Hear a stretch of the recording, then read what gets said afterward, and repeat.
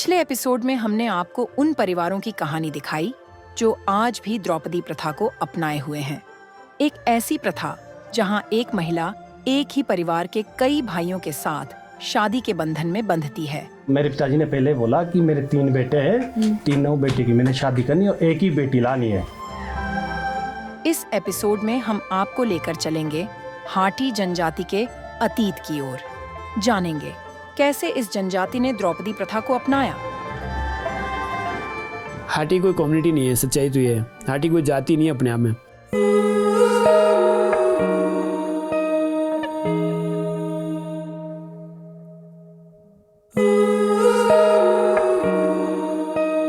महाभारत में भी यहाँ पर जो ये खश कनैत जाति है जो हाटी के अंदर आती है, इसका वर्णन 5000 साल पुराना है। महाभारत लगभग 5000 साल पुराना लिखा गया है। फिर 79 में एक पलिनी नाम के राइटर है, वो आते हैं, वो भी इस ट्राइब्स के बारे में लिखते हैं। जानेंगे कि इस अनोखी प्रथा को पांडवों और महाभारत से जोड़कर क्यों देखा जाता है। महाभारत में द्रौपदी और पांडवों के रिश्ते ने कैसे जन्म दिया द्रौपदी प्रथा को। पांडवों से जोड़ा गया असल में। हमारे जो आराध्य जो देव है, हमारे जो आराध्य जो पूजन है, वो पांडव रहे हैं। पांडवों के वंशज तो नहीं रहे हैं ये। द्रौपदी पर प्रथा लोग अपने साथ बोलते हैं, हम लोग यहाँ पांडव प्रथा बोलते हैं हमारे यहाँ तो, इस एरिया में। क्यों हम लोग पांडव को माने वाले तो पांडव प्रथा बोलते हैं यहाँ पर तो। और सबसे बड़ा सवाल, कानून की नजर में यह प्रथा कहाँ खड़ी है। क्या यह सिर्फ गांवों तक सीमित है या फिर शहरों के गलियारों में भी इसकी परछाई मौजूद है। कानून की नज़र से तो ये है कि जो पॉलीगैमी है इस्लाम के अनुसार, शरीयत के अनुसार मुस्लिम लोग फॉलो करते हैं। हमारे यहाँ जो कस्टम है अपने, वो उसके अनुसार फॉलो होती है। उसमें ना तो पर्दा प्रथा रहती है महिला, ना उसको बुर्का पहनना पड़ता है, और उसको इतनी लिबर्टी है, वो स्वतंत्र रूप से अपने समाज में रहती है।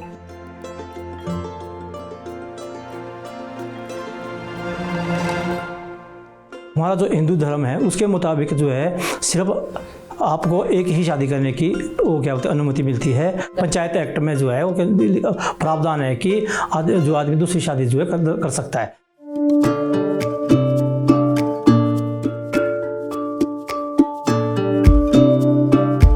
आज की डेट में जो गांव में रहते थे, जोड़ीदारे में रहते थे, अगर कुछ कारण से उनको शहरों में आना पड़ रहा है तो शहरों में भी फॉलो कर रहे हो उस परंपरा को, यहाँ भी मान रहे हैं।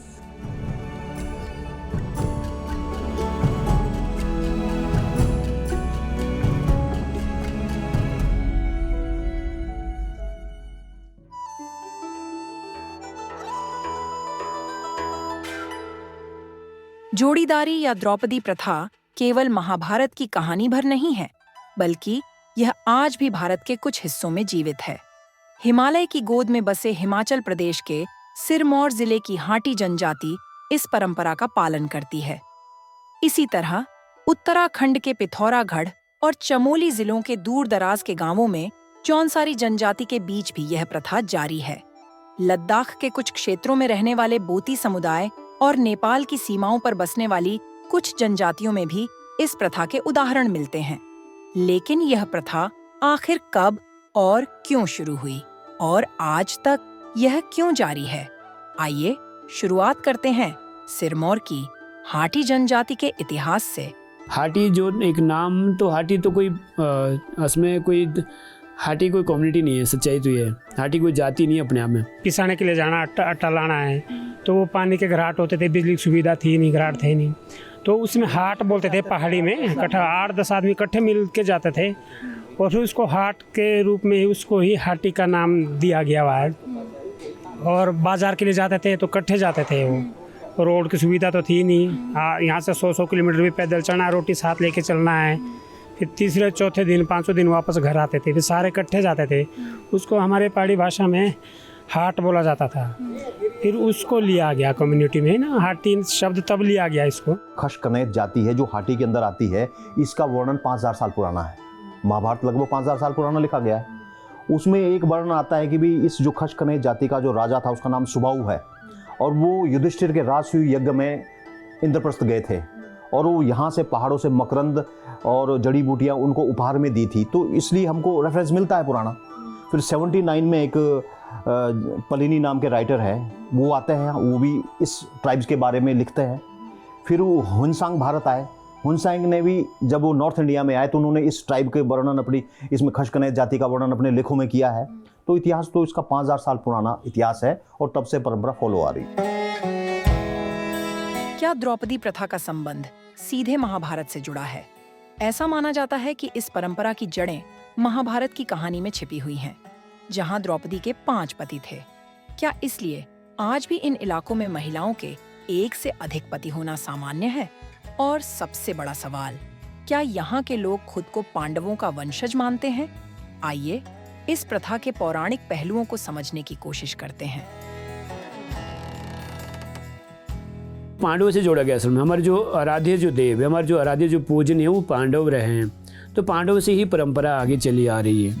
तो आज भी इस परंपरा को बड़ा पवित्र मानते हैं और बड़ा पूजनीय मानते हैं। हम लोग को खासकर भीमटा बोला जाता है। भीमटा मतलब आप समझ सकते हैं भीम, पांडवों में भी किससे संबंधित है, वो किससे हमारा संबंध है, फिर ये और आगे इसमें भी और हम लोग को विश्लेषण करना होता है कि पांडव तो 5 थे, उनके पहले उनको मानने वाले, उनके अनुयायी या उनके रास्ते पे चलने वाले, मतलब ऐसा मान सकते हैं, उनके ब्लड रिलेशन में। तो हम लोग भीमटा उससे आते हैं, हमें भीमटा तक कहा जाता है। हमारे परदादा ने बोला था कि हम पांडव के वंश और पांडव से हम जुड़े हुए हैं, हमारा वो पांडव से है। पांडवों के वंशज तो नहीं रहे ये, लेकिन पांडवों के जो दल थे, जिसको पांडवों को जैसे कौरव दल और पांडव दल को हमारे यहाँ पाशी कहा जाता है, और कौरव दल को जो कौरव का था उसको शाटी कहा जाता है। तो 2 भागों में हमारे लोग भी बटे रहे। क्यों रेफरेंस ये आता है कि जब ये महाभारत का युद्ध हुआ था तो जो मध्य हिमालय के लोग थे, वो कुछ लोगों ने पार्टिसिपेट महाभारत में किया था पांडवों की तरफ से, कुछ लोगों ने किया था कौरवों की तरफ से, और तो यहाँ के लोग भी 2 भागों में बट गए थे। इसलिए वो उस परंपरा को फॉलो करते हुए शाटी पाशी कहलाए गए और आज भी लोग उसको फॉलो करते हैं। बात ये भी आ रही है कि जब पांडव अज्ञातवास में मध्य हिमालय में घूम रहे थे तो निश्चित रूप से जो यहाँ की जो ये ट्राइब थी, जो आजकल 2-3 भागों में बटी उत्तराखंड और हिमाचल में है और ऊपर शिमला डिस्ट्रिक्ट तक ये लोग रहते हैं, तो जब वो मध्य हिमालय में घूम रहे थे तब उन्होंने यहाँ के लोगों को जब ये बहुपति प्रथा की परंपरा को देखा तो नेचुरल है उन्होंने भी उसको अडॉप्ट किया, क्योंकि उनको अपने 10-12 साल यहाँ गुजारने थे अज्ञातवास में। तो इस समाज के साथ समरस होने के लिए उन्होंने इस समाज की इस बहुपति प्रथा को अडॉप्ट करते हुए खुद भी वो बहुपति प्रथा को उन्होंने ले लिया, और इसीलिए इसको द्रौपदी प्रथा भी कहा जाता है। महाभारत की कहानी में आपने सुना होगा कि जब अर्जुन द्रौपदी को लेकर कुंती के पास पहुंचे तो माँ ने बिना सोचे कहा, जो भी लाए हो 5 भाइयों में बांट लो। और इस तरह द्रौपदी को 5 पतियों के साथ अपनी जिंदगी बितानी पड़ी।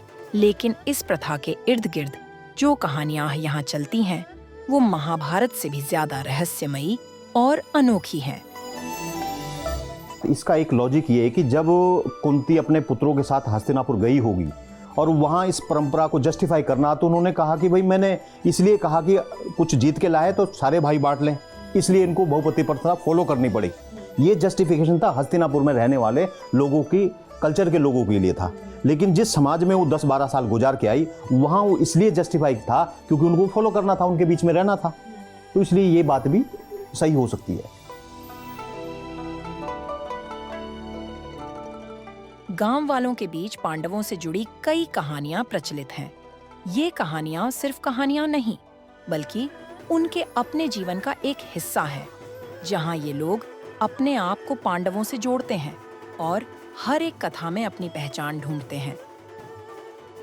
कुत्तों को श्राप दिया है ना, वो द्रौपदी ने दिया है। जो कुत्तों को श्राप दिया वो हमारे पांडव के राज में द्रौपदी ने दिया। तो अब 5-6 भाई थे, तो क्या नाम वो जैसे उनके कोई टर्न नहीं होती थी, तो वही तो मैं बोल रहा हूँ, पहले थोड़े ऐसे थे टटल जैसे, तो चले गए वहाँ चप्पल थी।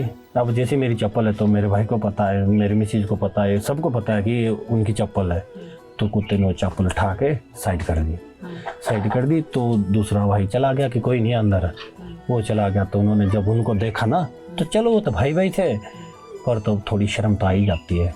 फिर द्रौपदी ने वो श्राप दे दिया कि मेरे ही पति ने देखा है, सेक्स करते हुए मेरे पति ने देखा, तुम्हारे तो सारी दुनिया देखेगी, जब तुम ऐसा करेगी तुम्हारे सारी दुनिया देखेगी।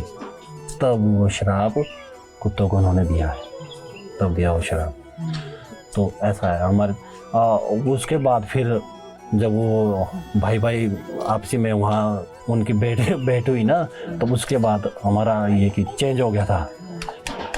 एक दिन की एक टर्न है, दूसरी रात की दूसरी की टर्न है, चाहे 6 पति हो या 7 पति हो, तो ये है। कहानियां, प्रथा, धर्म या जरूरत, ये सब एक तरफ और कानून एक तरफ। एक सबसे जायज सवाल इनकी कहानियां देख मन में आता है कि कानून इस द्रौपदी प्रथा को किस तरह देखता है।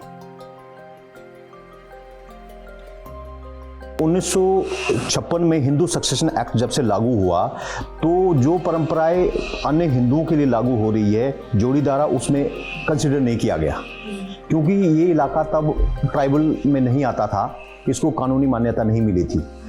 और अभी भी जैसे ही इसको संवैधानिक मान्यता हमको ट्राइब की मिलती है, कानूनी मान्यता मिल जाती है, और इसको फॉलो वैसे संविधान ने दे दिया है हमें। अभी 2023 में अनुसूचित जनजाति सेकंड अमेंडमेंट हुआ है, उसके तहत गिरिपार इलाके को हाटी जनजाति में लिया गया है, और उसके बाद अब जो है वो लोग इसको फॉलो कर सकते हैं, कानूनी रूप से इसको एंट्री की जा सकती है। लेकिन अभी इस जोड़ीदारे की बात कानून नहीं मानी जा रही है। कोई ट्राइब के लिए कानून बनता है तो उसमें प्रावधान रखा जाता है कि उनके लोकल कस्टम को फॉलो करने की अनुमति दी जाए, और अगर उसमें अनुमति दी गई है तो वो उस इलाके में वो फॉलो होता है और कानूनी रूप से भी फॉलो होता है। लेकिन अभी हमारे गिरिपार में ये कानूनी रूप से फॉलो नहीं हो रहा है। अभी जोड़ीदारे की जो वाइफ है वो एक ही भाई के नाम लिखी जाएगी, अन्य भाइयों के नाम नहीं लिखी जाएगी। इसलिए अभी कानूनन प्रभाव इसका ये है कि अब वो एक की ही पत्नी कानून के अनुसार कंसिडर की जाएगी। मैं इस संदर्भ में बताना चाहूँगा कि हमारे पंचायती राज नियम एक्ट जो बना है, इसमें जैसे हमारे परिवार रजिस्टर होता है, जन्म रजिस्टर होता है, विवाह रजिस्टर होता है। पर जो हमारा परिवार रजिस्टर होता है उसमें हमारा जितनी भी फैमिली जो संयुक्त परिवार रहता है उन सबकी डिटेल उसमें होती है। विवाह रजिस्टर में जो शादी होती है उसका इंदराज होता है। जैसे आपने मैम बताया कि जोड़ीदार जो प्रथा है हमारे यहाँ जो है ऑन रिकॉर्ड जो है वो दर्ज नहीं होती है। क्या सरकारी कागजात जैसे पैन कार्ड, आधार कार्ड में सभी पतियों के नाम आते हैं? पंचायत में पंजीकरण होता है मैम। पंचायत में जैसे कि जो बड़ा बेटा होगा उसके नाम पे वो भी उसके नाम पे होंगे और बच्चे भी उसके नाम पे होंगे। नाम तो जी अब नाम तो सबसे पहले इनका आएगा, जो थोड़े बड़े हैं, बड़े का नाम पहले आएगा। हिंदू धर्म के अनुसार उसको जो है वो क्या बोलते हैं पहले डाइवर्स जो है लेना पड़ेगा, तभी वो उसको दूसरे के नाम पे दर्ज हो सकती है। जो पति कागजों में रिकॉर्ड में दर्ज किया गया है, जो वाइफ ऑफ लिखा गया है, वही पैन कार्ड में और आधार कार्ड पे आएगा। ज्यादातर जो बड़े हस्बैंड होते हैं वो या छोटे वाले? सबसे बड़ा भाई उसका कानूनी लीगली पति कंसिडर किया जाता है। जब ना किसी सरकारी कागज में दूसरे भाई का नाम है, ना किसी रजिस्टर में, तो ऐसे में छोटे भाई के साथ ये अन्याय नहीं है। अगर वो भी अपने बच्चे को अपना नाम देना चाहता है तो उसके पास क्या रास्ता है? क्या वो रास्ता अडॉप्शन है? अडॉप्शन को इसलिए फॉलो करना पड़ रहा है क्योंकि कानूनन रूप से बच्चे जो है उसी पति के नाम लिखे जाएंगे जिस पति के नाम पे पत्नी दर्ज है। तो इसलिए अगर उस पत्नी के 5-6 बच्चे हैं और 3-4 पिताजी है, तो कुछ बच्चों को अडॉप्शन में 2-3 भाइयों को बांट दिया जाता है ताकि उनकी एंट्री कागजों में आ सके। इसलिए अडॉप्शन फॉलो किया जाता है, नहीं तो अडॉप्शन की जरूरत नहीं थी। अब बच्चा कोई होता है तो उसको उसका जो दूसरा भाई जोड़ीदारी में उसके साथ रह रहा है वो उसको जो है गोद भी ले सकता है, जिसमें उन तीनों की सहमति बनती है, और जो है कार्यकारी दंडाधिकारी द्वारा उसको दत्तक पुत्र के रूप में उसके उस पर दर्ज करते हैं, और उसका परिवार रजिस्टर में इंदिराज जो है वो दत्तक पुत्र के नाम पे ही होता है। कि दत्तक पुत्र का मतलब होता है भी गोद लिया हुआ पुत्र। आज के युग में इस अनोखी प्रथा को आप जितना समझना चाहेंगे, ये गुत्थी उतनी ही उलझती जाएगी। अब भी कई सवाल हैं जो जिज्ञासा पैदा करते हैं। अगले एपिसोड में हम जानेंगे कि जब एक महिला के एक से ज्यादा पुरुषों के साथ संबंध होते हैं तो क्या बीमारी का खतरा बढ़ता है? बीवी को बीमारी का डर भी रहता है। तीनों में से एक में किसी में बीमारी है तो मरेंगे तो तीनों। जानेंगे कि क्या ये लोग अपने बच्चों को भी ऐसे ही बंधन में बांधना चाहेंगे? क्या इस प्रथा में तलाक यानी डिवोर्स जैसे शब्द की कोई जगह है?